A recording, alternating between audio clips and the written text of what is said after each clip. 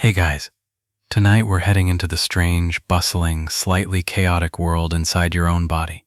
Imagine this.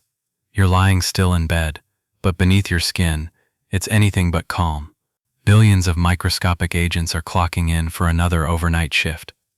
Cells exchanging encrypted messages, proteins zipping along highways like motorbikes in Bangkok traffic, and tiny janitors mopping up the molecular mess you left behind during the day. Your body is a city that never sleeps, even when you desperately want to. You're not just a human. You're a living, breathing, squishy medical facility with more daily operations than a hospital on fast forward. And just like any hospital, it comes with drama, paperwork, occasional panic, and an uncanny ability to charge you for things you didn't know existed. You probably won't survive this if your body stopped working for even a few minutes. So before you get comfortable, take a moment to like the video and subscribe. But only if you genuinely enjoy what I do here. Drop a comment with your city and local time. I'd love to know where in the world we're drifting off together.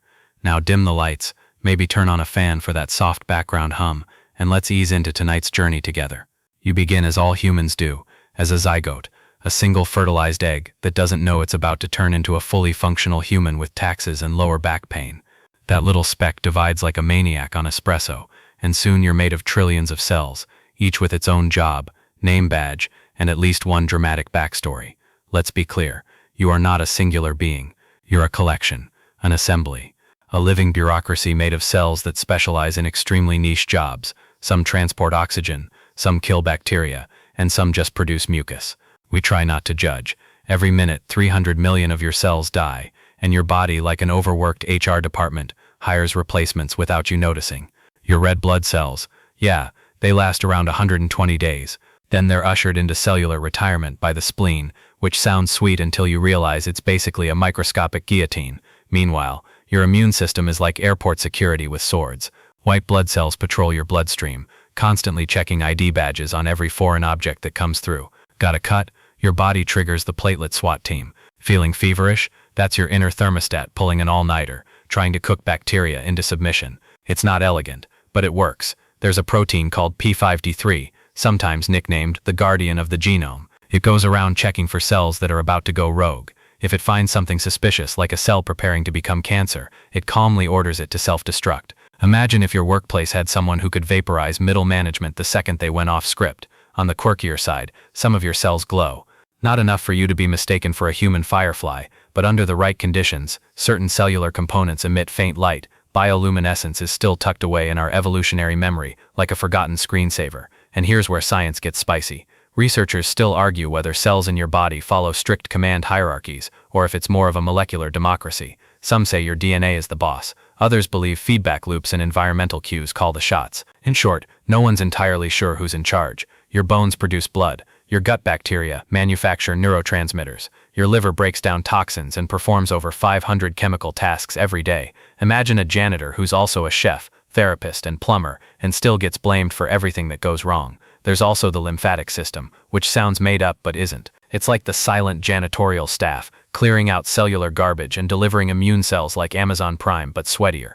And then there's interstitial fluid, which sounds gross because it is just fluid sloshing between your cells, like unclaimed water in a hotel hallway. But maybe the weirdest part of all, most of this happens without your input. You don't tell your pancreas to regulate blood sugar, or your bone marrow to create 2 million red blood cells every second. It just does. While you complain about your coffee order being wrong, and even when you're doing nothing, especially when you're doing nothing, your body's metabolic machinery is hard at work. This is called your basal metabolic rate. Think of it as the cost of simply being alive, just lying in bed, doing nothing. You're burning calories, keeping the lights on in the world's weirdest apartment building. You're a miracle, yes, but also a walking mess of weirdness, held together by skin, sarcasm, and hope. And you don't need to understand it all. Just know that as you drift off tonight, millions of micro-workers are clocking in, prepping your body for tomorrow, and they're unionized, probably. Deep in your abdomen, tucked just beneath your ribs and looping like a carnival ride gone rogue, lies one of your most opinionated organs, your gut. It may not get as much glory as the brain or heart, but it's been quietly manipulating your moods, immune system, and even your taste in reality TV snacks for decades. You call it your digestive system. Scientists have started calling it your second brain. And your gut bacteria? They think they're the main character. Right now, your intestines are home to over 100 trillion microorganisms. Yes, trillion. That's more bacteria than stars in our galaxy. They're tiny squatters, freeloading room and board in exchange for managing complex chemistry, fighting off invaders, and reminding you that dairy was never your friend. These microbes outnumber your own human cells and collectively weigh about 3 pounds, roughly the size of your brain. Coincidence? Maybe. Or maybe this is some gut-brain conspiracy, and your colon's been calling the shots all along. You're basically a highly evolved transport tube wrapped around a gut biome that just wants to survive and have a good time. Your intestines aren't passive pipes. They're an active, intelligent landscape with millions of neurons, yes, neurons, embedded in their lining. This network is called the enteric nervous system, and it can operate independently from your brain. Which means, technically, your gut doesn't need your brain's permission to throw a tantrum. Ever had butterflies before a speech? Gut. Ever made a bad decision after a heavy meal? Gut. Ever cried in a Taco Bell parking lot at 2 a.m.? Probably gut. Definitely gut. In fact, about 90% of the body's serotonin, yes, that magical mood chemical, is produced in your gut, not in your brain. So while you're chasing mindfulness and bubble baths to feel better, your bacteria are down there popping the serotonin corks, deciding whether you're feeling fabulous or feral. One quirky detail, some bacteria can actually talk to your vagus nerve, like tiny molecular influencers sliding into your body's DMs. They send chemical signals straight from your intestines to your brain. Think of it as a backdoor hotline between your belly and your thoughts. This might explain why your cravings often override logic. Your gut isn't suggesting you're being manipulated. Scientists are still arguing over just how much control the microbiome has. Is it a helpful tenant, a puppet master, or just a very dramatic roommate? Some evidence suggests your gut may influence everything from anxiety to autism to Alzheimer's, but we're still connecting dots with a marker that keeps running out of ink. And then there's digestion itself, which is far less elegant than your middle school science textbook made it sound. First you chew, unless you're in a rush, in which case you shovel food like a raccoon that just found a buffet. Saliva kicks in, full of enzymes that start breaking down starches, like the bread you swore you'd stop eating. Your stomach follows with acid so strong it could melt metal, yet it doesn't dissolve you because it's protected by a mucus lining. Science. 1. Self-destruct button 0. By the time your food reaches the small intestine, it's an unrecognizable slurry of what used to be joy. Bile from the liver, enzymes from the pancreas, and bacteria from your gut team up to break it down further. This chemical soup seeps through the walls of your intestine, feeding you cell by cell like an IV drip, but more dramatic and less sterile. Fringe science fun fact. Some researchers believe we may one day treat mood disorders using targeted probiotics, custom-designed bacteria cocktails to fine-tune our mental state. Imagine going to a therapist and getting prescribed yogurt instead of Xanax. Meanwhile, your large intestine finishes up the party. It's less interested in nutrients and more focused on water balance, electrolyte absorption, and compacting what's left into a parting gift. And the gas? That's fermentation, courtesy of bacteria enjoying their all-you-can-eat fiber buffet. Yes, your body makes artisanal farts. Every gut is unique, like a microbial fingerprint. Your diet, stress, sleep, and even your birth method, vaginal versus C-section, affect what lives inside you. In fact, identical twins can have totally different gut microbiomes, and this inner jungle changes all the time. You might think you're a stable adult, but inside it's a shifting bacterial rave. Let's not forget your immune system. About 70% of it lives in or around your gut, constantly patrolling, negotiating, and occasionally launching full-scale battles against anything that looks remotely suspicious. And sometimes, it gets confused, triggering allergies, intolerances, or autoimmune conditions, like a security guard who saw a granola bar and screamed, "Intruder!" But the wildest part? Your gut might remember things. Researchers are exploring whether your microbiome forms something like memory patterns of response based on past exposure. Maybe it recalls how you reacted to a virus 5 years ago, or maybe it just knows you really shouldn't eat that third slice of cheesecake. So next time you have a gut feeling, don't dismiss it. It might be smarter than you think, or at least louder. Your heart thuds quietly in the background, but your bloodstream, it's doing laps like a caffeine-fueled courier on a cross-country route with no bathroom breaks. Every second, your blood makes a complete round trip through over 60,000 miles of blood vessels. Yes, 60,000. That's enough to loop around Earth 2.5 times. So even if you haven't hit your step count today, trust me, your blood has. Right now, around 5 liters of blood are chugging through you, working overtime to keep you upright and vaguely functional. It's not just red goo, it's an entire ecosystem. Red cells haul oxygen like Uber drivers with VIP lungs-only access. White cells patrol for microbial muggers. Platelets plug leaks like tiny plumbers with zero patience. And plasma, that's the watery medium holding it all together, sort of like the soup your organs pretend not to be floating in. At the center of it all, hemoglobin. This iron-packed protein in red blood cells clings to oxygen like a possessive X, refusing to let go until it reaches the cells that need it. Each red blood cell can carry about 1 billion oxygen molecules. 1 billion. That's right, your breath doesn't just enter your lungs, it becomes a one-way ride to every single toe and eyelash follicle. And here's a quirky little detail. Your blood changes color depending on its oxygen level. Bright red when oxygenated, darker red almost purplish when it's not. Sorry to the folks who still think veins are blue. They just look that way because of how light scatters through your skin. Your body isn't harboring blueberry syrup. I checked. Every heartbeat sends a pressure wave through your arteries, stretching and squeezing them in rhythm. You feel this as a pulse. It's like your body's own drumbeat playing the Stay Alive soundtrack 100,000 times a day. And yet, your heart never gets a thank you card. Rude. Now let's talk logistics. Your blood vessels are sorted into 3 types. Arteries carry oxygen-rich blood away from the heart. Veins bring oxygen-poor blood back to the heart. Capillaries, the tiniest of the bunch, connect the two, like sketchy alleyways between major highways. In these microscopic junctions, the real exchanges happen. Oxygen goes in, carbon dioxide goes out, nutrients drop off, and waste gets scooped up. It's a bustling marketplace where nobody sleeps and everybody's multitasking. Oh, and get this, your blood knows when to clot and when not to, most of the time. That delicate balance is a chemical whisper between clotting factors and anti-clotting proteins, like a molecular group chat deciding whether to panic. One wrong message, and boom, either you're bleeding like a bad horror film, or you've got a clot trying to travel first class to your lungs.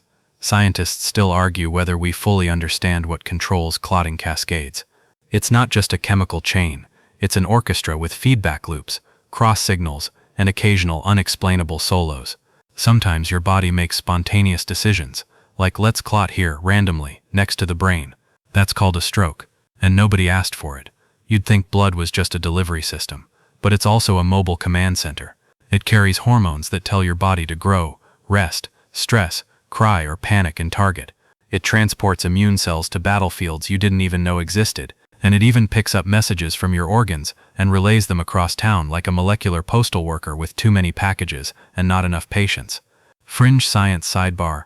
Some researchers have proposed young blood transfusions to slow aging, literally taking blood from young donors and injecting it into older recipients. Sounds vampiric. That's because it is. The ethics are questionable, the science is still early, and no, you can't put high schoolers' plasma on your Amazon wish list. Yet, you know how sometimes your hands go numb when you sit weird? That's your blood flow getting temporarily blocked. It's a gentle reminder from your vascular system that circulation is not optional. You're basically a water balloon that needs consistent internal plumbing, or you'll start losing sensation faster than your phone loses battery. Blood pressure, another delightful invention, is the force of your blood against vessel walls. It needs to be just right. Too low, you faint. Too high, you pop something important. Most of the time, your body adjusts automatically, narrowing or widening blood vessels in a game of hydraulic Tetris that you don't even notice. And then there's your spleen. Poor spleen, the wallflower organ. Nobody knows what it does, but it's crucial. It filters your blood, removes old red cells, stores emergency platelets, and teaches young immune cells how to behave. It's the Hogwarts of blood cell etiquette. 1 drop of blood contains 5 million red blood cells, 10,000 white blood cells, and 250,000 platelets. Multiply that by the 5 liters circulating at all times, and you're basically a walking biological galaxy, teeming with movement, messages, and microscopic mayhem. So the next time you feel your heartbeat pulsing gently in your chest or wrist, remember, that's not just rhythm, that's a relentless convoy, a biochemical parade, marching through your body, 24/7, just to keep you alive long enough to make more questionable snack choices. And if that doesn't impress you, well, you may be in denial, or anemic. You'd think the brain would have the common courtesy to come with a manual. After all, it's the boss of everything. You breathe, blink, daydream about pizza, all because of this squishy electrical cauliflower tucked inside your skull. But instead of being a neat command center, your brain is more like an overstimulated CEO juggling 86 billion employees who all talk at once and occasionally forget what they were doing mid-task. At just 3 pounds, your brain uses about 20% of your body's energy. Let that sink in. You could be lying in bed doing absolutely nothing, and your brain's still burning calories like it's speed walking through an airport with 3 missed connections. That's the cost of consciousness. Thinking takes fuel. Each neuron in your brain fires off tiny electrical impulses, sending signals across gaps called synapses. These sparks of thought travel at speeds up to 250 miles per hour. So when you suddenly remember that embarrassing thing you said in 2014, yeah, that signal just ziplined through your nervous system like a caffeinated squirrel. And while we're at it, your brain isn't even solid. It's soft, jelly-like. If you held it in your hands, please don't. It would jiggle. That wrinkly outer layer, that's the cerebral cortex, and it's where most of the thinking magic happens. If you smoothed it out, it would be about the size of a large pillowcase, which is kind of sweet if you like your thoughts cozy. But despite all its complexity, your brain has some very human flaws. It misfires, it forgets, it gets tired, it's easily distracted by shiny things, sugar, and internet memes. One second you're focused on a task, the next you're deep into a Wikipedia rabbit hole about ancient Egyptian toothpaste. Mainstream science tells us that the brain is modular, different areas handling different jobs: the hippocampus for memory, the amygdala for fear, the prefrontal cortex for decision-making. But scientists still argue whether these zones are as strict as the textbook suggests. Turns out, your brain likes to improvise. If one region is damaged, another might step up. Plasticity, they call it. Your neurons are adaptable little drama queens. And then there's the fringe crowd, the people who believe we only use 10% of our brain. Hate to break it to you, but that's a myth. You're using pretty much all of it, just not all at once. Unless you're on fire, then maybe. Your brain also produces its own electricity, enough to power a low-watt light bulb. Not that you should stick a bulb into your ear, but it's comforting to know that even at your most exhausted, you're still a tiny lightning storm of thought. Let's peek into the sleep-deprived brain, shall we? Miss just one night of rest, and your reaction time slows, your memory glitches, and your emotional regulation goes out the window. After 2 nights, you might start hallucinating. 3 nights, and your brain begins short-circuiting, sending out help-me signals in the form of mood swings, sugar cravings, and the urge to text your ex. The hippocampus, the part of your brain responsible for memory, is like a librarian on a caffeine high. It tries to file every experience, scent, and TikTok you've encountered. But if you're stressed or sleep-deprived, it starts tossing things into a mental junk drawer. Good luck finding your car keys. Oh, and did I mention the brain can literally shrink? Under chronic stress, your hippocampus may lose volume. So yes, your job might actually be making your brain smaller. Welcome to late-stage capitalism. Still, the brain is endlessly fascinating. It has mirror neurons that allow you to feel empathy by simply watching someone else. You wince when someone stubs their toe. That's your mirror neurons firing in solidarity. You tear up during a Pixar movie. Same thing. Your brain loves to emotionally freeload, and the left brain versus right brain myth? Also nonsense. You're not creative or logical, you're both. Your 2 hemispheres work together, connected by the corpus callosum, a bundle of nerve fibers that lets them gossip constantly. It's like a neural group chat that never ends.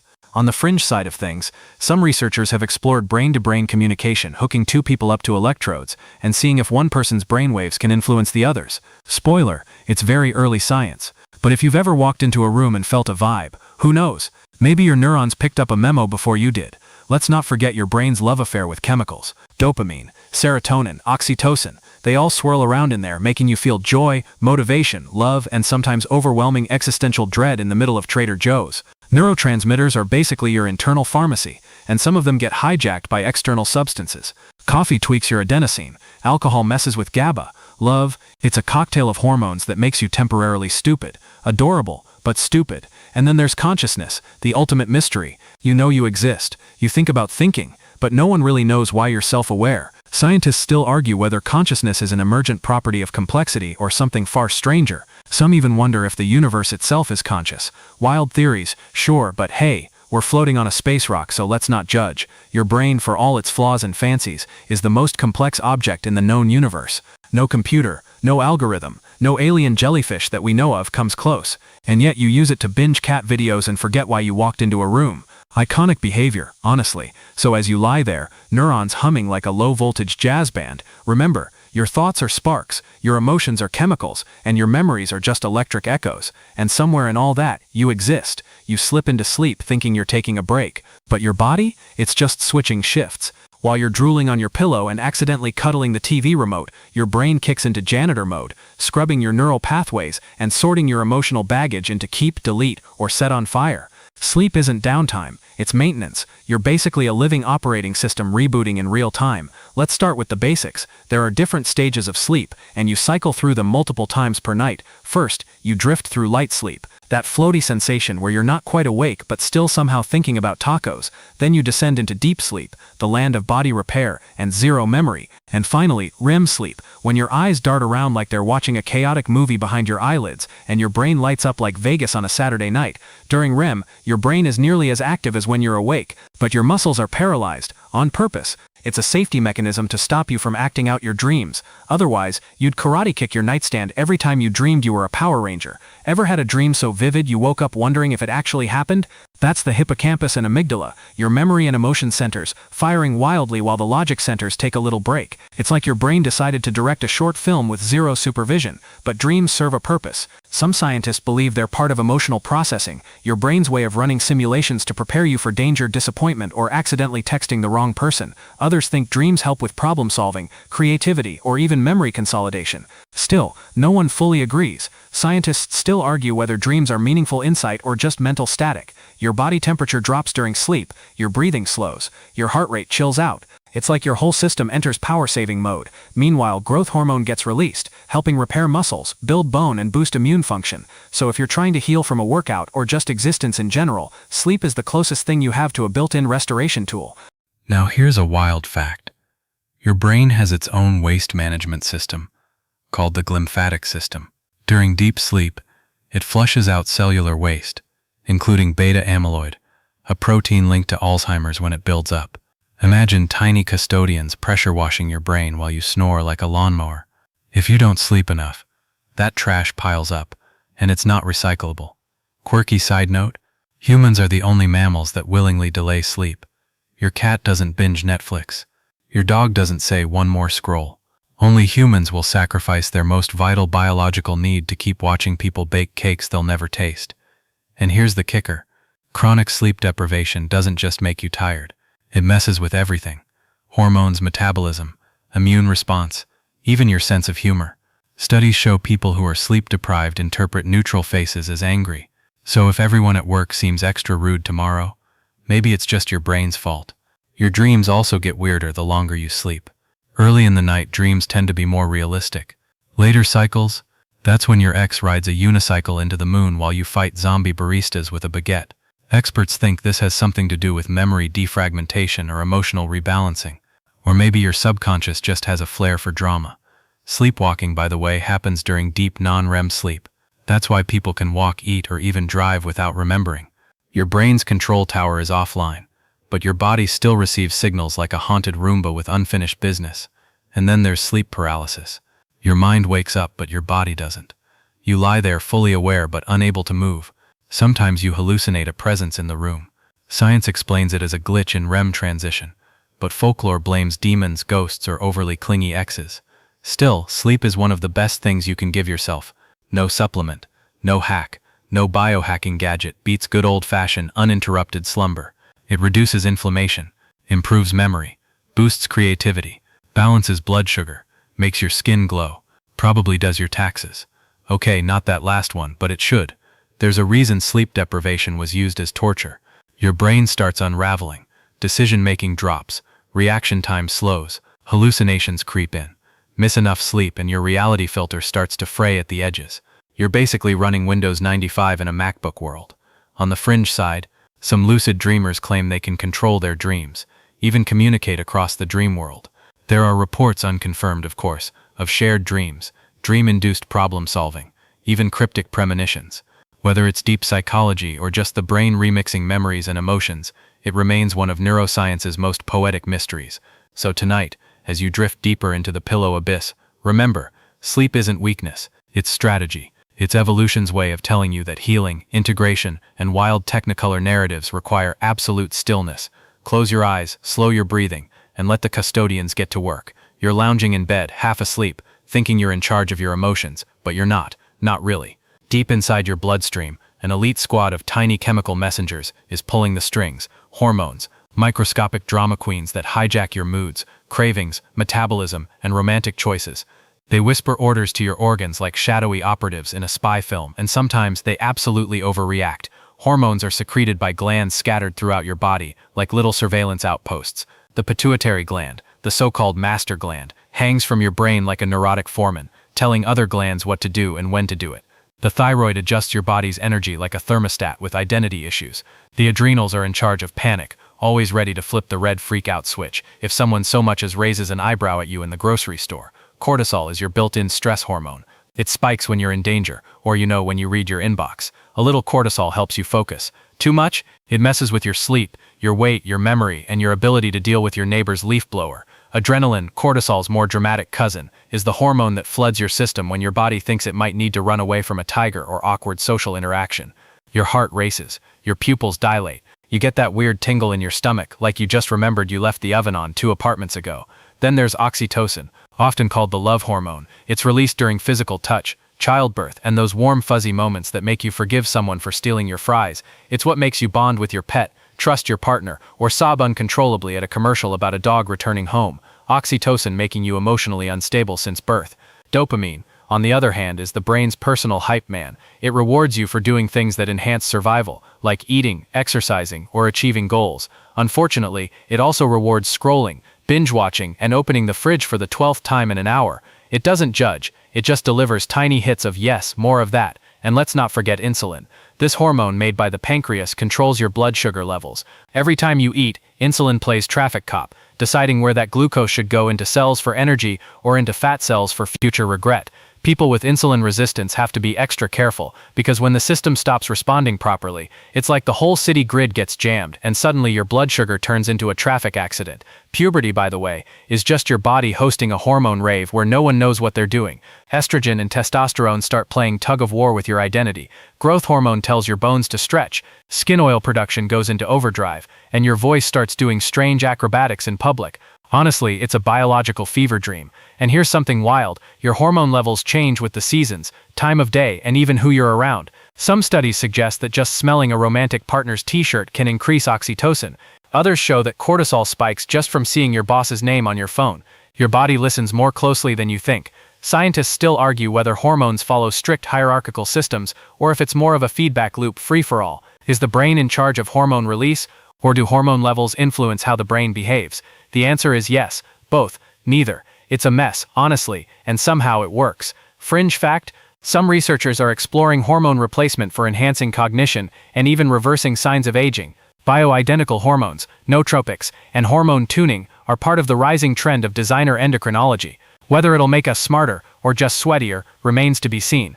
And let's talk about melatonin, your body's sleepy time signal. When the sun sets, melatonin levels rise, coaxing you towards sleep. Too much screen time before bed? Your melatonin production tanks. It's why staring at TikTok for an hour under a blanket makes you feel like you could eat drywall at 3 a.m. and still be wide awake. Sex hormones deserve their own award for plot twists. Estrogen helps with bone density, mood stability, and reproductive cycles. Testosterone boosts muscle mass, libido, and that sudden desire to wrestle a bear for dominance. Both are present in all genders, just in different ratios, and both fluctuate wildly depending on stress, sleep, diet, and apparently the moon. Ever cried during a pet food commercial, then yelled at a sock for not fitting right? That's not being dramatic. That's progesterone and estrogen doing the cha-cha while serotonin trips over a chair. You are not unstable, you are hormonally creative. Even hunger is hormonal. Ghrelin tells you when you're hungry. Leptin tells you when you're full. But in the age of snacks, marketing, and boredom, your body often confuses emotionally hollow with physically starving. And hormones, they shrug and go along with it. Team players, really. The endocrine system is, essentially, a long-distance messaging service that's never off the clock. It delivers messages more slowly than the nervous system, but with longer-lasting effects. Nervous system, fast, electric, twitchy. Hormones, slow, chemical, dramatic. So tonight, as your hormone levels begin their nightly shift change, melatonin rising, cortisol lowering, growth hormone prepping tissues for repair, just know this: your emotional roller coaster is entirely justified. It's not all in your head, it's in your bloodstream. You're not moody, you're biochemically expressive. Your skin is doing a lot more than just holding you together and getting sunburned every time you forget sunscreen. It's the largest organ in your body, and possibly the most underappreciated. You think of it as a wrapper, but it's more like a high-tech security system crossed with a gossiping neighbor, protective, reactive, and constantly reporting back to the brain. Right now, your skin is regulating temperature, defending against bacteria, synthesizing vitamin D, producing oils, and quietly judging the humidity level in your room. It's multitasking at a level most CEOs only dream of. Your skin has 3 main layers: the epidermis, outer layer, the dermis, middle support team, and the hypodermis, the squishy insulation zone. Each one is packed with its own little universe of blood vessels, nerves, and cells. Think of it like a three-layer cake that itches when you wear wool. The outermost layer, the epidermis, is mostly made up of dead cells. In fact, the skin you see in the mirror is already deceased, which explains why it never responds to motivational speeches. These dead skin cells act like tiny shields, flaking off constantly, roughly 500 million cells a day. Yes, you're leaving microscopic dust ghosts of yourself everywhere you go. You're welcome. Beneath that, the dermis houses collagen, elastin, blood vessels, and sensory receptors. This is where all the good stuff happens: temperature control, sweat production, touch detection, and the occasional spontaneous pimple uprising. It's also where you grow hair, which is just keratinized protein growing from little pockets of regret called follicles. Then there's the hypodermis, the fatty cushion that helps insulate your body and keeps you from turning into a popsicle in a light breeze. It also acts as a shock absorber, so when you trip over absolutely nothing and land on your pride, your hypodermis is quietly absorbing the damage. Here's a strange but true tidbit: your skin has its own microbiome. That's right, your skin is a habitat, home to trillions of bacteria, fungi, and viruses that live on the surface like tiny commuters. Most are harmless, some are helpful, and a few are just freeloaders waiting for an opportunity to make you itchy. Your skin also remembers. There's a type of immune cell called a resident memory T cell that stays in your skin long after you've recovered from an infection. Think of it as a grizzled old war vet who refuses to leave the neighborhood because he's still watching for enemy invaders. And touch, it's not just physical. Your skin interprets texture, pressure, vibration, and temperature through specialized nerve endings. That slight shiver when someone brushes your arm, that's your Meissner corpuscles firing. Goosebumps? Blame your erector pili muscles. Yes, your hair stands on end because tiny muscles contract. It's a leftover survival trick to make you look bigger when threatened. Useful if you're a porcupine. Less so if you're on a first date. Scientists still argue whether the skin is more of a passive barrier or an active sensory organ with deep emotional ties. Ever get a rash during stress? Or acne after an exam? That's your nervous system and immune system having a messy argument, and your skin ends up as the battlefield. You also sweat. A lot. Even when you don't notice. You've got two types of sweat glands: eccrine, the efficient, odorless ones, and apocrine, the drama queens in your armpits that panic under pressure and produce BO. Sweat cools you down through evaporation, but it also helps with immune defense by creating an acidic environment that's hostile to invaders. Basically, your sweat is spicy water that doubles as a biochemical warning sign. Fringe fact for your next weird trivia moment: in ancient Egypt, people used crocodile dung as sunscreen. Why? Nobody knows. Possibly a bet gone too far. Luckily, your skin has a built-in defense: melanin. This pigment absorbs UV radiation to protect your cells. People with darker skin have more melanin, which provides better natural UV protection, but no one's completely immune. That glowing ball of fire in the sky is not your skincare ally. And speaking of defense, your skin can launch full-blown inflammatory responses. Cuts, burns, infections. The skin sends out an SOS, calling white blood cells to the scene, releasing histamines and swelling like a balloon with opinions. That redness? That's your body yelling, "I'm working on it." Another fun fact: your fingerprints are formed before you're born and never change unless you lose a layer of skin. They're shaped by fluid pressure and movement in the womb, making every pattern totally unique. Even identical twins have different ones. Your fingers are basically walking ID cards. Let's not forget the emotional connection. The skin blushes, sweats in fear, breaks out from anxiety, and tingles from pleasure. It responds to shame, attraction, cold, excitement. It's not just reactive, it's expressive. Your feelings have a face, and it's covered in pores. And here's where things get weird. Some researchers believe your skin can respond to stimuli before your brain does. A controversial study suggested skin conductivity changed milliseconds before a surprising event occurred, hinting that the body might sense the future. Is it science? Maybe. Is it spooky? Absolutely. So tonight, as your skin stretches out under your blanket, as your pores rest and your nerves dial down their alerts, give a little appreciation to the organ that's been keeping the outside world from pouring in. It's healed your wounds, protected you from microbes, warned you about sunburns, and let you feel every hug, breeze, scratchy tag, and warm hand. You're not just wearing skin, you are skin, and it's working overtime to keep you whole. Pain gets a bad rap. Sure, it's uncomfortable. It makes you wince, groan, curse under your breath, and reevaluate your decision to try ice skating in your 30s. But pain isn't punishment, it's communication. It's your body's version of an angry customer service rep yelling, "Something is very wrong and I would like to speak to management immediately." The funny thing is, pain isn't actually in your finger when you stub it, or your ankle when you twist it. Pain is in your brain, all of it. Your nerves send distress signals, sure, but your brain decides whether or not those signals should be translated into "this hurts," and sometimes it decides, "No, not yet." Say hello to nociceptors, your body's pain receptors. These microscopic spies live on your skin, muscles, joints, and organs, quietly waiting to detect things like extreme temperature, pressure, or chemical changes. When they sense something threatening, they send electric signals up your spinal cord to your brain, which then decides how dramatic the response should be. Think of your brain as the manager reviewing an incident report. Some pain is sharp and instant, like touching a hot stove. That's acute pain, and it's there to teach you a lesson. Don't do that again, genius. Other pain is chronic, dull, and persistent, like lower back pain or the emotional consequences of reading YouTube comments. Chronic pain sticks around even after the injury heals, which makes scientists debate whether the nervous system sometimes rewires itself too well, like a home security system that won't stop beeping even when nothing's wrong. And then there's referred pain, that weird phenomenon where pain shows up in one part of your body, but the problem is somewhere else, like feeling shoulder pain during a heart attack. It's as if your body's internal GPS gets confused and says, let's just say it's coming from over here. What's even stranger, some people are born unable to feel pain. It's a rare condition called congenital insensitivity to pain, and while it sounds like a superpower, it's actually dangerous. People with this condition often don't notice injuries, infections, or broken bones. Pain may be unpleasant, but it keeps you alive. It's your survival alarm system, but sometimes the system glitches. Take phantom limb pain, for example. When someone loses a limb, they can still feel pain in the missing part. The brain, so used to receiving input from that limb, keeps looking for signals and sometimes makes them up. Scientists still argue whether this is a misfiring of the somatosensory cortex or a kind of sensory grief response. Either way, the brain's like, "Hey, where did my leg go? I swear it was just here." Fringe fact, some doctors have used mirror therapy, literally placing a mirror next to a healthy limb to trick the brain into thinking the missing one is still there. And sometimes, it works, because pain, as it turns out, is kind of gullible. Then there's emotional pain, which activates many of the same brain regions as physical pain. That heartbreak you felt, it lit up your anterior cingulate cortex, the same area that registers physical injury. Your brain doesn't really distinguish between "I broke my arm" and "they left me on read." Both feel like a slap, just different flavors, and here's where things get poetic. Pain can actually be modulated by your expectations.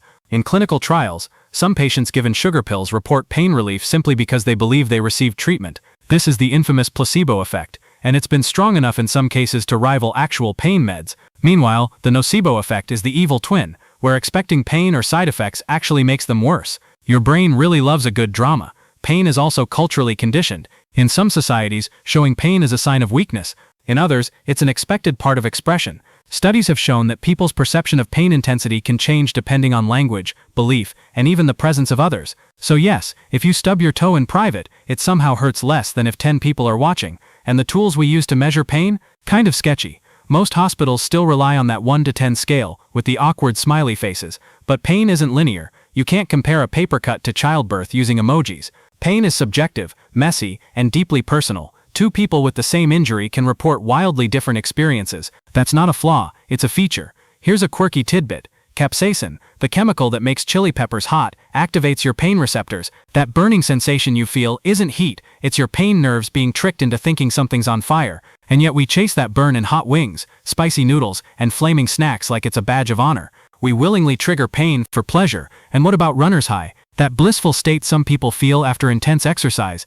It's partly due to endorphins, your body's natural opioids. They bind to the same receptors as morphine, muting pain and giving you a temporary hit of euphoria. The body's like, "Hey, this hurts, so here's a free sample of feeling awesome." Scientists are still unraveling exactly how pain travels, how it's processed, and how we can outsmart it without just nuking the nervous system. New therapies involve brain stimulation, virtual reality distraction, mindfulness, and yes, still, the occasional placebo. So as you lie there in bed, hopefully not hurting, know that your body has a built-in alarm system. It may be dramatic, it may cry wolf, but it's trying to protect you, even when the threats are small, or imagined, or emotional. And when you do hurt, whether from a stubbed toe or a heavy heart, it means you're alive, you're connected, and your body cares enough to shout about it. Even if it's in all caps, if viruses had resumes, they'd be horrifyingly impressive. No brains, no metabolism, no internal organs, and yet they've managed to infect every known form of life on this planet. They're the freeloaders of biology. little snippets of genetic material wrapped in protein shells, crashing into your cells like drunk guests at a very private party.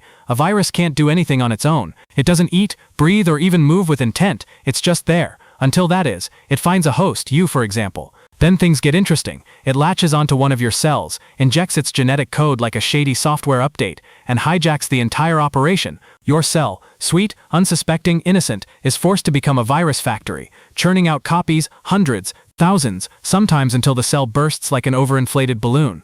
One common misconception? That viruses are alive. Scientists still argue about that. They don't meet all the criteria for life, they can't reproduce on their own or carry out metabolic processes, but they evolve, they adapt, they mutate faster than your New Year's resolutions fall apart. Some experts describe them as biological gray area, others call them undead, like tiny molecular zombies with a talent for chaos. There are so many viruses, literally millions of types, only a few hundred infect humans, but the rest? They're out there, lurking in oceans, soil, even the air you're breathing right now. Yes, there are likely thousands of viruses floating around your room. Don't panic, most are harmless, some may even help.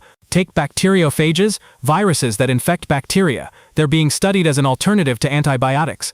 These phages are like microscopic hitmen, programmed to take out specific bacterial targets. In the future, instead of popping a pill, you might swallow a custom virus designed to assassinate your infection with surgical precision, sort of like hiring a sniper, instead of throwing a grenade. Some viruses are even part of you. Around 8% of your genome, your DNA, is viral in origin.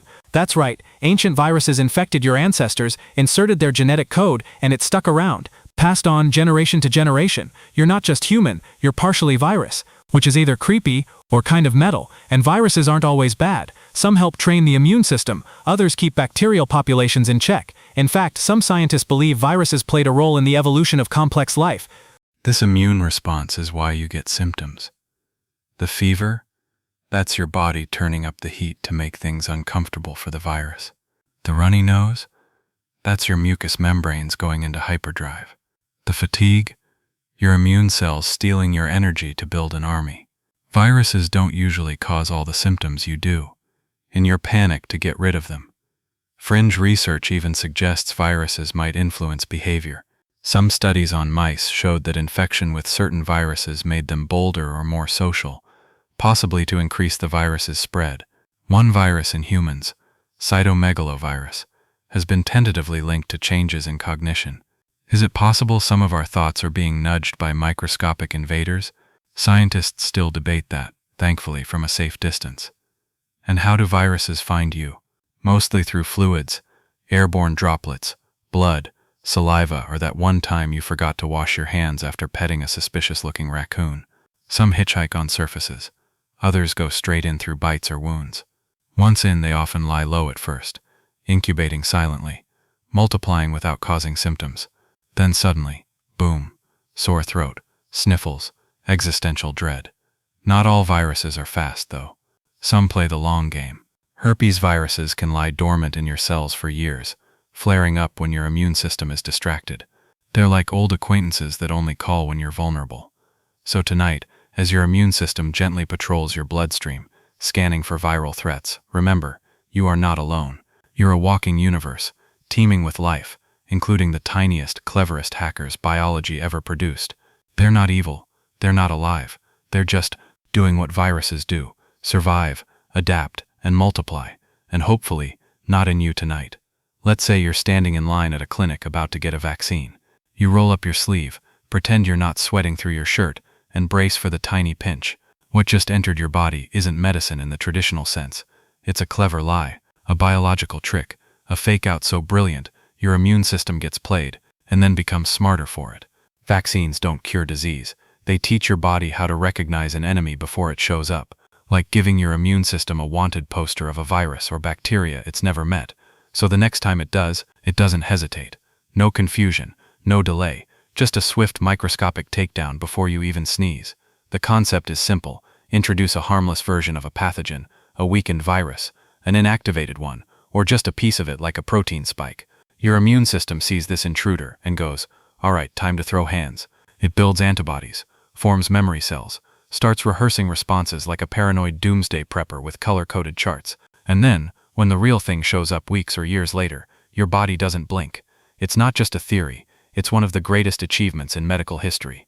Vaccines have wiped out smallpox, They've crippled polio. They've slashed measles, mumps, rubella, tetanus, and diphtheria into near oblivion. And that's not even counting flu shots, hepatitis jabs, HPV preventatives, or the global race to fight COVID-19.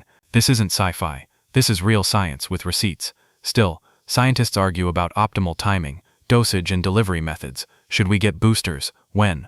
Will mRNA vaccines change everything? The science is evolving in real time, and as we've seen in recent years, so are the debates. Some loud, some necessary, some, let's just say less based in immunology, and more in conspiracy forums run by people named Truth Seeker 42. Now, let's bust a few myths. No, vaccines don't overload your immune system. You encounter more pathogens licking a shopping cart than in a routine vaccine visit. Your body can handle multiple vaccines at once. It's multitasking royalty. Also, they don't contain mind control chips, 5G antennas, or secret government nanobots. If the government did want to track you, trust me, they'd just use your phone like everyone else. A quirky side note, Edward Jenner, the father of modern vaccines, got the idea by observing milkmaids. He noticed they rarely got smallpox. Why? Because they had already been exposed to cowpox, a milder virus. So he tested his theory by infecting a child. Ethics were optional in the 1700s, and voila, modern immunization was born. Cowpox literally saved humanity. So next time you see a cow, maybe say thanks. The word vaccine comes from vacca, the Latin word for cow. Another reason to appreciate how weird and historically hilarious science can be. Modern vaccines use far more sophisticated techniques. mRNA vaccines, like the ones used in the COVID-19 pandemic, don't even use actual viruses. They use instructions, little snippets of code that tell your cells to temporarily make a harmless protein that your immune system can learn from. It's like giving your body a blueprint for the bad guy, instead of inviting the bad guy over for dinner. And here's the cool part. Your immune memory can last years, sometimes decades. Memory B cells and T cells hang around long after the initial training, patrolling your body like seasoned guards. They're ready, eager, possibly bored, but they will remember. The fringe science here is surprisingly hopeful. Researchers are exploring vaccines, not just for infections, but for non-infectious diseases. There are experimental vaccines for certain cancers, for allergies, even for opioid addiction. Imagine teaching your immune system to recognize and attack cancerous cells before they spread. It's still early days, but the potential? Massive. Now, not all vaccines work the same way for everyone. Some people don't mount a strong immune response. Others have mild side effects, like soreness, fatigue, or a low fever. These reactions aren't signs that something's wrong. They're signs that something's working. Your immune system is literally rehearsing, and it's a terrible actor. Lots of over-the-top drama. And yes, herd immunity is real. When enough people are vaccinated, it creates a barrier that protects those who can't be, like newborns or people with compromised immune systems. Vaccination is not just personal protection. It's collective armor, a team sport with antibodies. Still, your immune system isn't perfect. Some viruses mutate faster than your defenses can keep up. That's why we need flu shots every year. The virus changes its disguise, and your body needs a new wanted poster. It's a biochemical fashion show, and influenza is always debuting a new collection. Scientists are now working on universal vaccines, ones that target the unchanging parts of a virus so the protection lasts, no matter how many masks it wears. These efforts involve AI, nanotech, and the occasional lucky accident in a petri dish. Progress is steady, hopeful, and just a little bit wild. So tonight, as your immune memory cells drift through your bloodstream like loyal soldiers waiting for battle, remember, you're not just vulnerable, you're defended. Not by magic, but by science, foresight, and a very clever lie told in the form of a microscopic decoy. Your body is smarter now because it was tricked, and in this case, that's a very good thing. You hear it all the time. Follow your heart, listen to your heart. My heart just wasn't in it. But no one ever says thank your heart for literally working 24/7 without asking for a raise. Right now, as you lie still under your blanket, your heart is quietly thumping along, pumping about 70 times per minute, moving blood, oxygen, nutrients, and drama to every part of your body. It's a muscle, yes, but not just any muscle. It's the MVP, the tireless drummer at the center of your internal orchestra. The heart beats about 100,000 times a day. That's roughly 3 billion times in a lifetime. And it does all of this with no vacation, no power nap, and definitely no passive-aggressive email to HR. An adult heart is about the size of a fist. It sits just left of center in your chest, slightly tilted like it's eavesdropping on your lungs. It has 4 chambers, 2 atria up top and 2 ventricles below, each playing their part in this non-stop hydraulic ballet.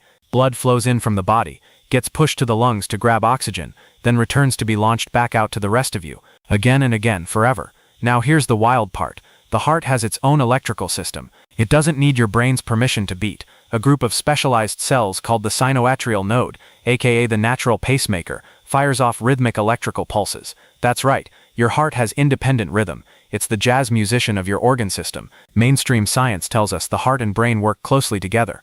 The brain reacts to changes in blood pressure, and the heart responds to emotional states. But fringe researchers suggest there may be more to the heart than pumping blood. Some believe it has a kind of memory. Heart transplant recipients have reported new tastes, dreams, and even personality quirks post-surgery. Scientists still argue whether these are psychological side effects, or if the heart actually stores emotional data. Sounds woo-woo? Maybe. But it's hard to ignore stories like the guy who suddenly started craving chicken nuggets and country music after receiving a new heart. Coincidence? Perhaps. But it's fun to imagine your heart whispering, "Hey, let's listen to Dolly Parton." The heart is also tied closely to your emotional state. Anxiety? Your heart races. Grief? It slows and aches. Fear? It pounds like it's trying to break out. That's not just poetic language. Your autonomic nervous system, specifically the sympathetic branch, dials your heart rate up in moments of stress. The parasympathetic system dials it back down when you finally put on that calming playlist with whale sounds. There's even a condition called Takotsubo cardiomyopathy, or broken heart syndrome, where extreme emotional stress temporarily weakens the heart muscle. It can mimic the symptoms of a heart attack. No clogged arteries, just sheer emotional impact. So yes, your heart can actually break. Thanks science for confirming what every Taylor Swift album already knew. Let's talk sound. The lub-dub you hear through a stethoscope, that's your heart valve slamming shut. The first sound is the mitral and tricuspid valves closing as blood is pushed out. The second sound is the aortic and pulmonary valves snapping shut after the party's over. It's like a door rhythmically slamming to keep everything moving in one direction. Blood pressure. That's the force of your blood pressing against artery walls. Too high and you risk stroke, kidney damage, or a surprise visit to the ER. Too low and you're dizzy, weak, and contemplating whether the floor is just more convenient. Your heart works with your kidneys, hormones, and nervous system to maintain that perfect pressure like an overworked thermostat with serious commitment issues. And your heart talks. Not in English, obviously, but it sends continuous biochemical signals to the brain. Some studies even show heart rhythm variability. How much your heartbeat changes in time from beat to beat can influence emotional regulation. Higher variability tends to mean better adaptability. Lower variability is linked to stress, fatigue, and grumpy morning moods. Also, heart cells beat in rhythm, even outside the body. In petri dishes, clusters of cardiac cells pulse together, as if remembering their job long after they've been separated from the organ itself. It's eerie, fascinating, and kind of beautiful, like your cells have muscle memory of life. One fringe fun fact. There are scientists exploring cardiac coherence, the idea that aligning your breath and heart rhythm through conscious breathing can improve mood, focus, and even immune response. It's still early science, but promising. And it supports something we've all felt instinctively, that taking a deep breath can calm your racing heart, maybe because your body listens more than you think. And let's not forget how personal this all is. Your heartbeat is unique. Your EKG signature, those little waveforms they print out in hospitals, is yours alone, just like your fingerprint or your Spotify Wrapped. So tonight, as you settle in and your pulse slows, remember, your heart doesn't just keep you alive. It listens. It feels. It might even remember. It's more than a pump. It's your lifelong companion, your metronome, your messenger, your middle school slow dance metaphor. And it's still going. Even now. Bones. You think of them as static, white sticks holding up your meat suit. You break one, it heals. You see a skeleton on Halloween and go, spooky. But here's the real twist. Your bones are alive. Buzzing, humming, metabolizing. Not just scaffolding, but factories, banks, and very nosy biochemists rolled into one. Right now, you're carrying around 206 bones, give or take. Babies start with over 270. But as you grow, some fuse together like friends merging carpool routes. The biggest bone in your body is the femur, thigh bone, certified tank. The smallest? The stapes in your middle ear, which is smaller than a grain of rice and helps you hear when someone asks, "Are you okay?" for the third time today. Each bone is covered in a layer called the periosteum, a living membrane dense with blood vessels and nerves. Beneath that, compact bone, strong, hard, and full of little tunnels like a high-security vault. Deeper still is the spongy bone, a honeycomb structure that gives bones strength and shock absorption. And in the very center, the bone marrow, your personal blood cell factory. Yes, your bones make blood, specifically red bone marrow in places like your pelvis, ribs, sternum, and femur, produces billions of blood cells per day. Red cells, white cells, platelets, all born from hematopoietic stem cells that live rent-free in your marrow, and do more work in an hour than most people do in a week. Your bones are also calcium banks. They store about 99% of your body's calcium, and when your blood levels dip, like if you're not getting enough from food, your bones quietly lend some to keep your nerves firing and muscles contracting. It's generous, until it isn't. Chronic low calcium? Your bones start dissolving themselves to help out. And if that goes on long enough, you end up with osteoporosis, a condition where bones become so brittle they can snap from a cough or sneeze. So yes, your skeleton can hold a grudge. Now about growth. Remember those weird aches you got as a kid? Growing pains. That was your growth plates, areas of cartilage at the ends of long bones, stretching, dividing, and gradually turning to bone. These plates stay active until around your late teens or early 20s, after which they close and you're stuck with your final height. No more upgrades. Bones are constantly remodeling themselves, even in adults. Specialized cells called osteoblasts build new bone, while osteoclasts break down old or damaged tissue. It's like a never-ending renovation project happening under your skin. And this remodeling responds to your lifestyle. Exercise. Bones get denser. Sedentary life, they start slacking. You are, quite literally, shaping your skeleton every day. Fringe fact. Some researchers are investigating whether bones play a role in mood regulation.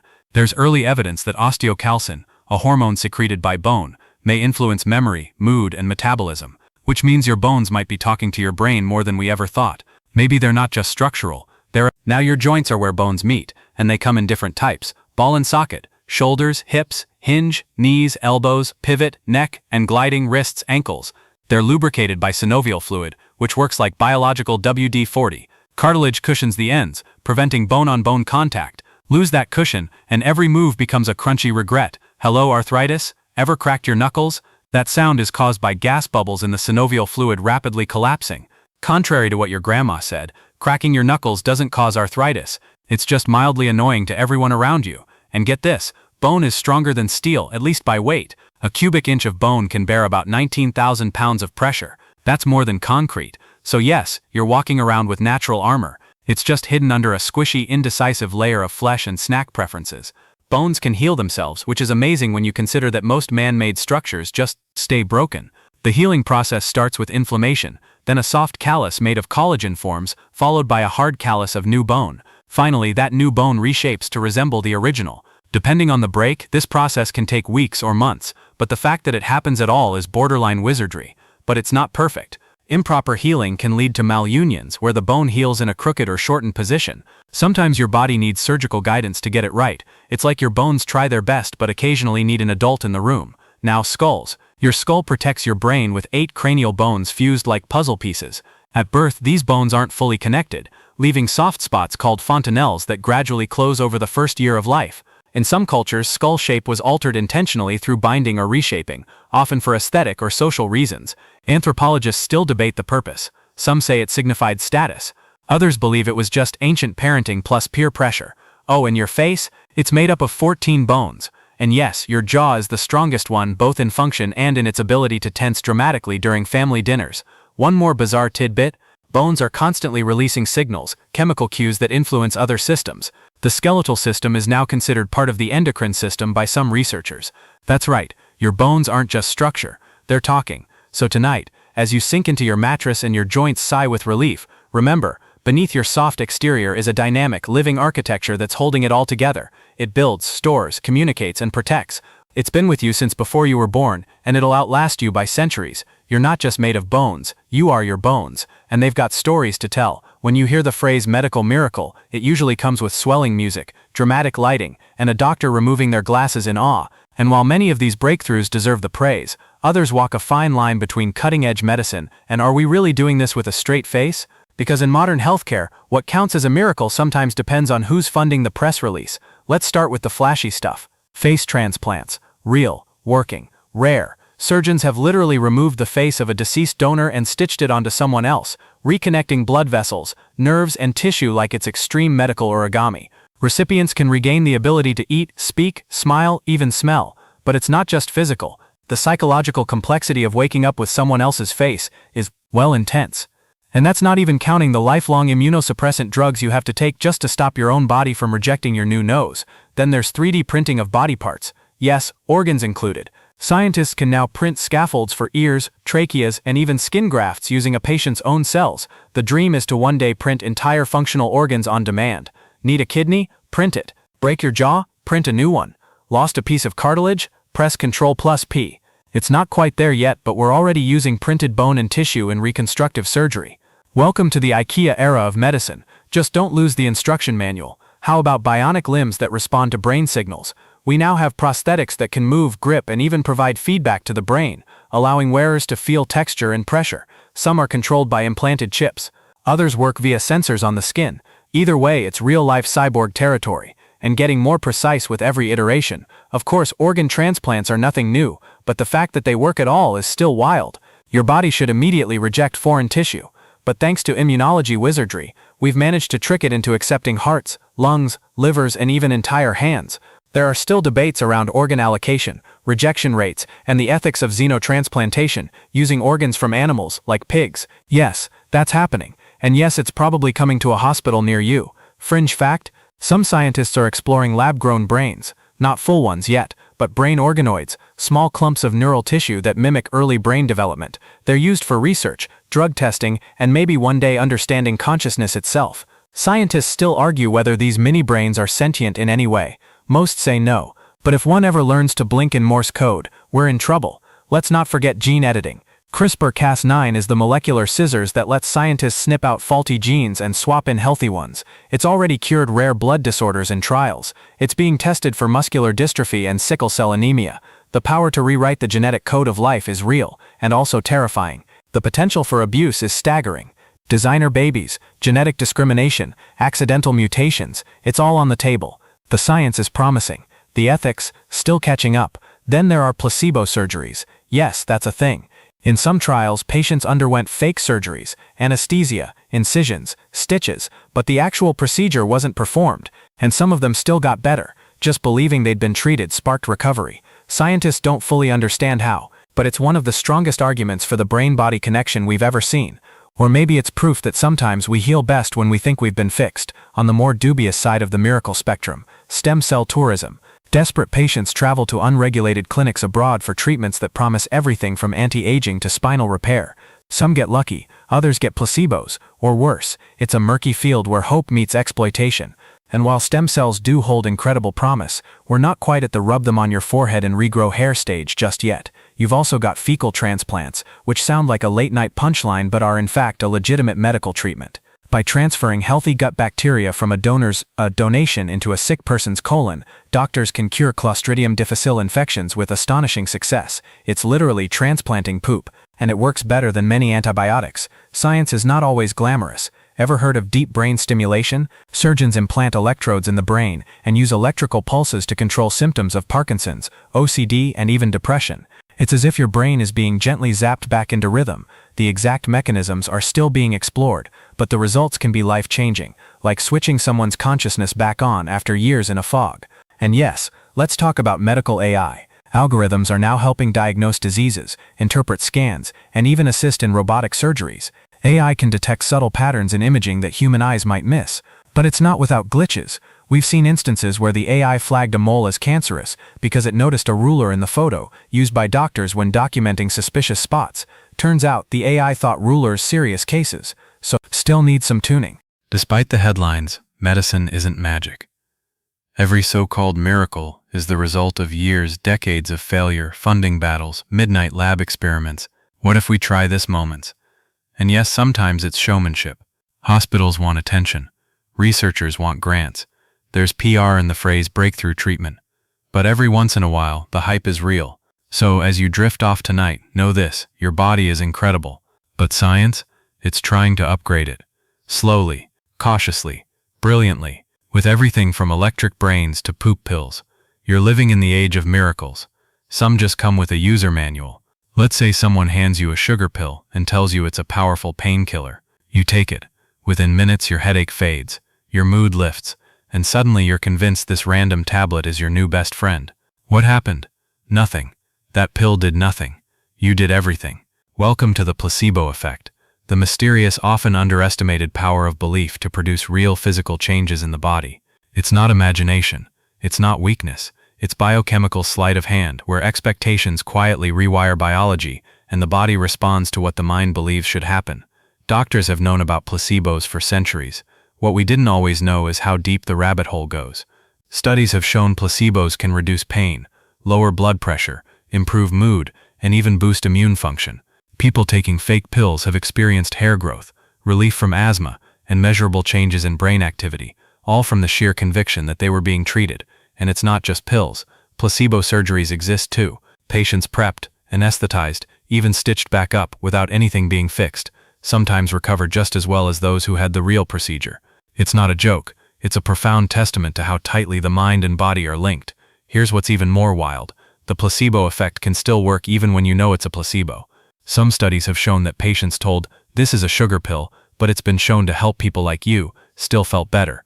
Your brain, apparently, is a bit gullible, but in a good way. Fringe fact? Certain individuals are more placebo-responsive than others. Some researchers believe it's tied to personality traits, optimism, suggestibility, even empathy. Your personal placebo sensitivity might be wired into your DNA, so next time someone calls you gullible, remind them your belief system can lower cortisol and reduce inflammation. Who's laughing now? What's going on behind the scenes? The brain releases endorphins, dopamine, and other feel-good chemicals in response to perceived treatment. These substances reduce pain, improve mood, and regulate body functions. Placebos essentially hack the brain's pharmacy, breaking in without a prescription and raiding the shelves for goodies. And where there's placebo, there's its evil twin, the nocebo effect. This is when negative expectations cause worse symptoms. Tell someone a pill might cause nausea? They're more likely to feel sick even if it's a placebo. Mention headaches as a side effect? Boom, headache. The mind's influence cuts both ways. It's not all roses and wellness. Take clinical trials. Placebos are the gold standard for measuring whether a drug actually works. One group gets the real thing, another gets a placebo. If the real drug doesn't outperform the sugar pill by a significant margin, it usually doesn't get approved. Which means yes, many treatments, including some you've probably taken, only barely outperform the power of expectation. This has created an awkward tension in medicine. Doctors know placebos can help, but they're ethically limited in how they use them.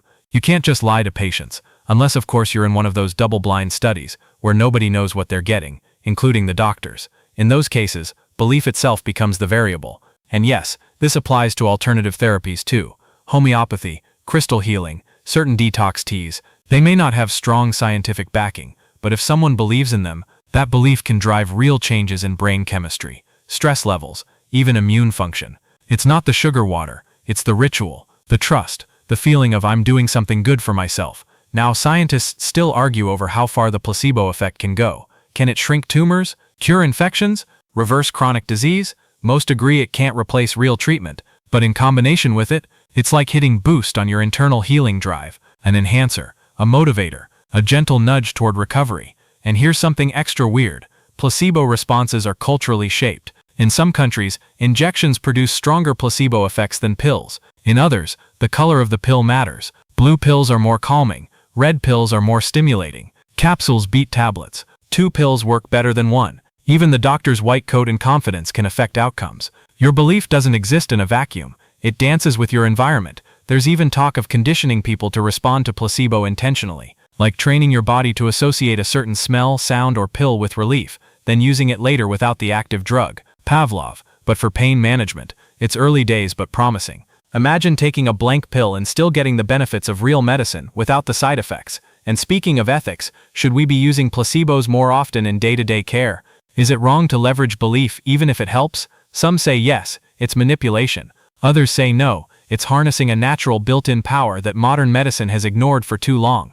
After all, if the result is healing, does it matter how we got there? So as you lie in bed tonight, wrapped in soft fabric and half-formed thoughts, consider this. Your mind can alter your chemistry. Your expectations can influence your biology. And sometimes, a harmless illusion is enough to spark real healing. You are, in many ways, your own medicine. You just need the right story to believe in. And now we reach the chapter no one likes to think about, but everyone eventually meets: death, the final diagnosis, the last biological process your body goes through. It may sound grim, but death is not just a switch being flipped. It's a process, a strangely coordinated biological shutdown with more mystery, poetry, and scientific curiosity than you might expect. When you die, medically speaking, it starts with the heart. It stops beating, blood stops flowing, oxygen stops reaching your organs, and within minutes, cells begin to suffocate. But here's the kicker. Different parts of your body die at different speeds. Your brain goes first. Your skin, hours later. Your corneas might still be viable for transplant 24 hours after your last breath. Death is not one moment. It's a cascade. Right after clinical death, when the heart stops but before the body truly shuts down, some people experience what's called the lucid interval. There have been reports of awareness, of hearing things in the room, even as no pulse is detected. This is part of what makes near-death experiences so intriguing and controversial. Scientists still argue whether these are just random electrical sparks in a dying brain or something more profound. The dying brain often floods itself with chemicals like DMT, a naturally occurring psychedelic. This may explain the tunnel visions, out-of-body sensations, and encounters with long-lost loved ones that many people report during cardiac arrest. Are these hallucinations? Or is this a final firework of consciousness, a farewell montage before the lights go out? After the heart stops, your cells begin to break down in a process called autolysis. Enzymes that used to digest food now start digesting you. Meanwhile, bacteria, especially the ones in your gut, celebrate the lack of immune surveillance by partying through your organs. Yes, the microbiome you fed and nurtured for decades becomes your primary decomposer. Poetic, isn't it? But long before that, before the body cools and the eyes glaze and the muscles stiffen, there's a moment, a pause, a last breath. That's the real mystery. Where does it go, the self? Is it just neural activity ending? Is it a shutdown of personality like unplugging a computer? Or is there something beyond? Science doesn't have an answer, only opinions, and the occasional spooky anecdote. Some researchers have proposed that consciousness might persist for several minutes after death. Not alertness, but awareness, enough to realize what's happening. It's been described by survivors of near-death events as floating, watching from above, or being completely at peace. Science is working on understanding it, but for now the data is slippery, hard to gather when your subjects, well, leave. Your body's shutdown is also strangely orderly. Rigor mortis sets in about 2-6 hours after death, starting in the smaller muscles like the face, then moving down. After about 24 hours, those same muscles begin to relax. It's as if the body tenses in protest, then slowly releases its grip on life. And yes, the bowels and bladder may release. It's not glamorous, but it's biology. The final muscular relaxations, the last notes of a fading system winding down. Still, even after death, your body continues to contribute. Organs, corneas, skin, bone marrow, all can be donated to save or improve others' lives. Your medical history becomes a legacy. Your death becomes another person's second chance.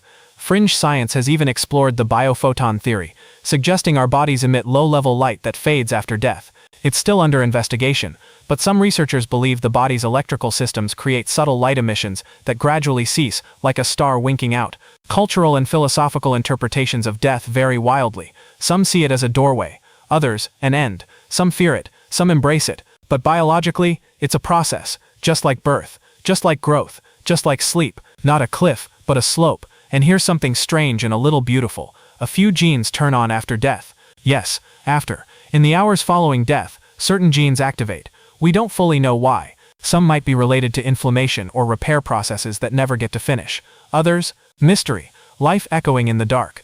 Tonight, as you lie still and your heartbeat slows into rest, remember this: you are part of a vast biological rhythm. Your cells once formed from stardust. Your DNA, an ancient code written across billions of years. And one day, far in the future, your body will return to that cycle. Feed the earth, nourish new life, rejoin the atoms that birthed suns. Death is not the opposite of life, it's the opposite of birth. And when the time comes, it won't be a scream, it'll be a hush. And now, we settle. Let the thoughts drift. Let the heartbeat slow. Let the breath soften. Your body, this remarkable, temperamental, miraculous machine, has carried you through another day. Every cell busy, every organ cooperating, every twitch, breath, blink, synchronized by systems too complex for words, too elegant to ever fully understand. As you rest now, you're not alone. Inside, tiny signals continue to flash. Hormones whisper, neurons hum. Your blood still travels its routes. Quieter now. Your bones lie still, but alive. Your skin senses the cool air, the blanket's weight, the soft hush of nighttime. Sleep isn't absence. It's repair, memory sorting, tissue renewal, a gentle biological tune-up beneath a veil of dreams. And with each breath, your body is thanking you for stillness, for calm, for just letting it do what it does best. You don't need to think. You don't need to control. All of it is happening for you, as it always has, with grace, with care, with quiet loyalty. So close your eyes, sink a little deeper, let your limbs go loose, let the space between thoughts stretch wider. There is nothing you need to fix, Nothing you need to chase. Just trust that your body knows. And that for tonight, doing nothing at all is the most miraculous thing of all.